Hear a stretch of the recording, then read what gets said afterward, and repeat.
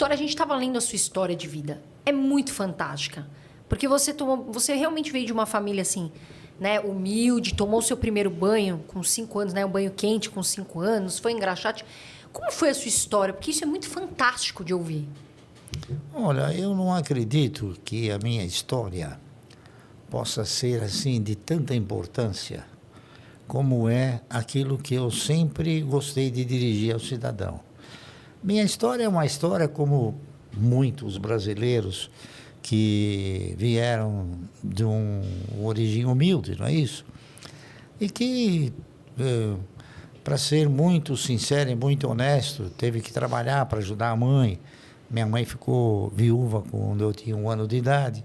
E eu sempre me sensibilizei o fato dela ser uma guerreira, uma trabalhadora, e sempre postulei a minha postura, assim, de tentar ajudá-la, né? Então, naquela época eu era criança, então eu fui fazer aquilo que era possível fazer para ganhar dinheiro, tá certo?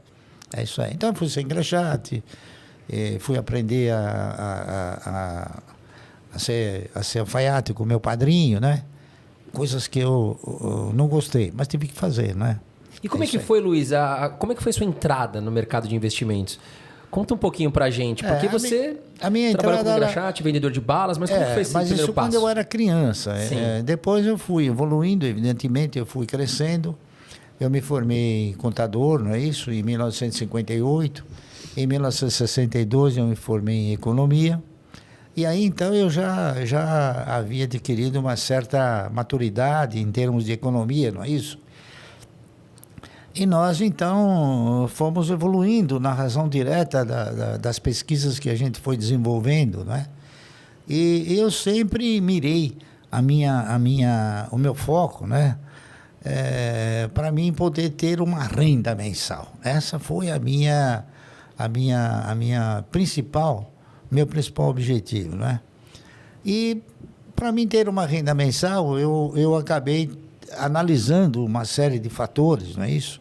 Eu aí de contador eu fui para ser auditor, e de auditor a gente frequentava as empresas, não é isso? Conversava com os empresários e via que os empresários, eles tinham o quê? Eles tinham uma forma generosa de ter uma renda mensal através do quê? Através da participação de lucros, etc., né?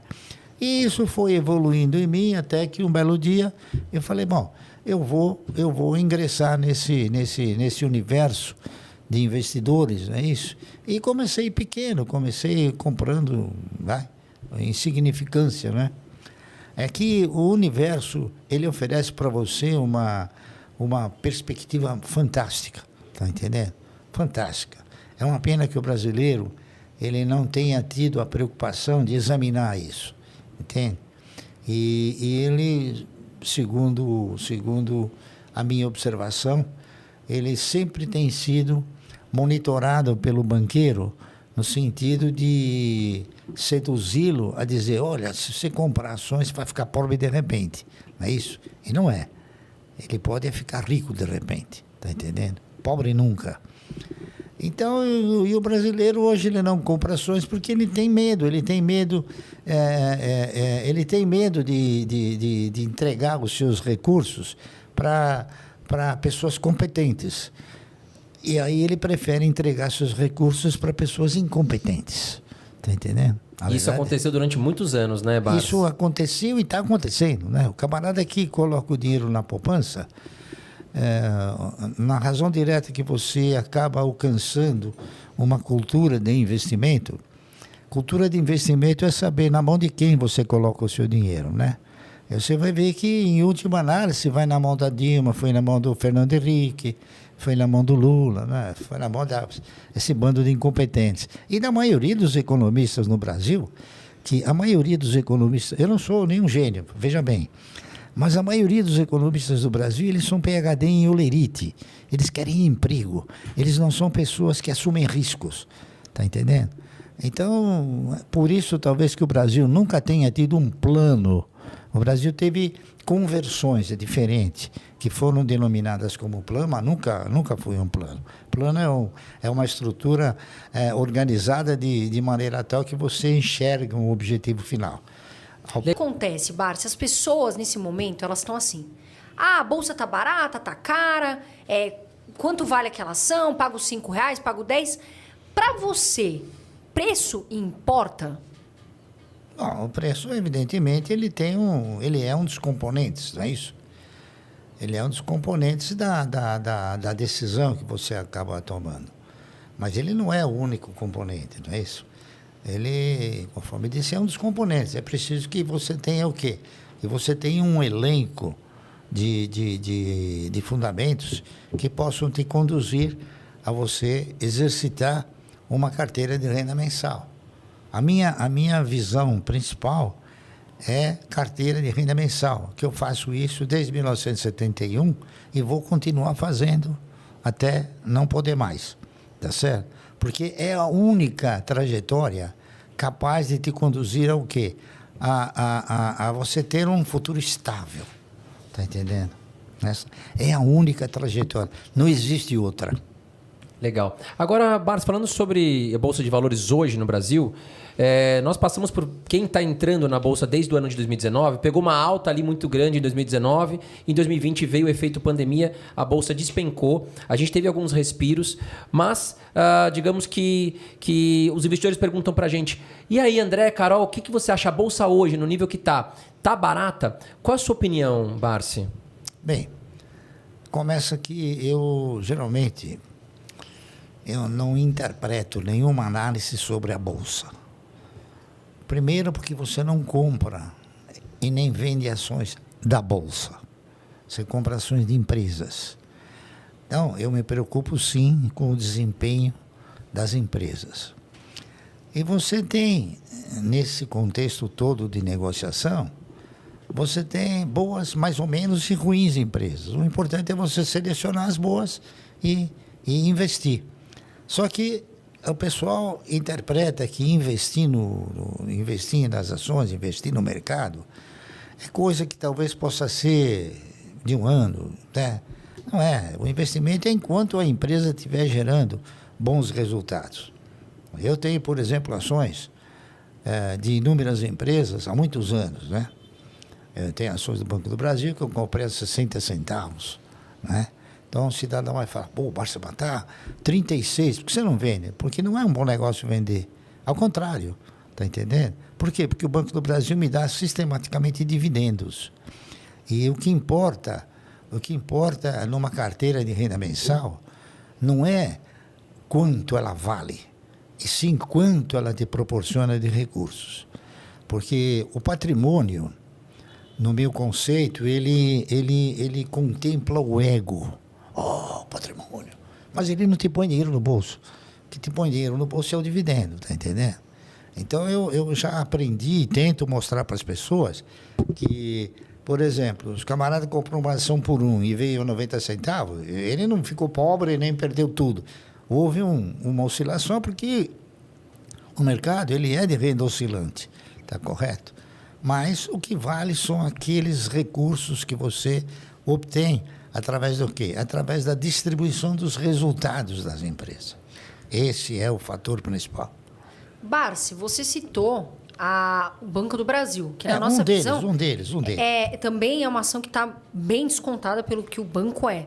Agora, estatais, te preocupa? Porque a Petrobras é uma empresa que muitas pessoas têm dúvida. Invisto, não invisto, tem gente que gosta, não gosta. Investir em estatais, Barsi, é algo que você fica de olho ou isso não faz diferença? Olha, eu acredito que investir em estatais na Holanda, na Alemanha, na Bélgica, nos países desenvolvidos, onde os administradores são administradores competentes, vale a pena. Mas no Brasil, eu penso da seguinte maneira. Há não muito tempo atrás, e isso não mudou, nós tínhamos a Petrobras, por exemplo. Quem você acha que é o controlador da Petrobras? Eu entendo que o governo. O Tesouro Nacional, para ser mais específico. Mas quem é o dono? O dono é o povo, né? Não, o dono era o PT. Ah, tá. Tá entendendo? Então, falta credibilidade na administração dessas empresas. Tá entendendo? Eu vou te dar outro exemplo. A Eletrobras tem a mesma conotação. O controlador é o Tesouro Nacional, mas o dono era o PMDB. Por quê? Porque tinha um bando de PMDBistas lá que, entendeu? Ficava pendurado lá nas tetas da vaca. Entendeu? E por isso que não querem privatizar, né, Bárcia? Faz sentido, né? Porque não querem perder a teta, lógico. né? Agora parece que os políticos já não exercem tanto essa questão, mas tem alguém que exerce essa questão. Então, se você for fazer uma avaliação hoje, o governo continua sendo o controlador, mas os sindicatos são os donos, entendeu? Então, volto a repetir, num país como a Holanda, a Alemanha, a Bélgica, eu compraria ações dessas empresas. Só que aqui no Brasil é difícil você recomendar. Veja o que eu vou dizer para você. Você citou numa das suas questões primeiras um negócio fundamental, o preço, né? Eu tenho ações da Eletrobras, entendeu? Eu comprei essas ações da Eletrobras no instante em que a ex-presidente Dilma emitiu uma medida provisória, se não me falha 2015, uma coisa assim, tentando fazer com que aquela medida provisória, através de um decreto, ela reduzisse o preço da energia elétrica. Reduzir o preço da energia elétrica por decreto é uma fantasia que ela criou. E o que aconteceu, então, com as ações da Eletrobras? Elas custavam 23, 26, por aí, vieram para 3,80. Aí eu comprei. Comprei por quê? Porque a Eletrobras, no seu estatuto, ela tem uma cláusula que obriga a Eletrobras a pagar um dividendo mínimo prioritário e obrigatório de 10% sobre o valor de cada uma das ações preferenciais. Então eu comprei. Por quê? Porque ela, mal e porcamente, ela vai pagar sempre 1,43 de dividendo ao ano e um pequeno reajuste que ela faz. As ações ordinárias, não. Elas não têm essa característica. As ações ordinárias, que é de propriedade do governo, elas não têm essa qualificativa, né? Aí o governo vai pagar se tiver lucro para pagar. Mas aquelas preferenciais, elas vão ter sempre esse privilégio. Tá entendendo? Então a 3,80 foi um bom negócio. Em 2 anos ela estava paga.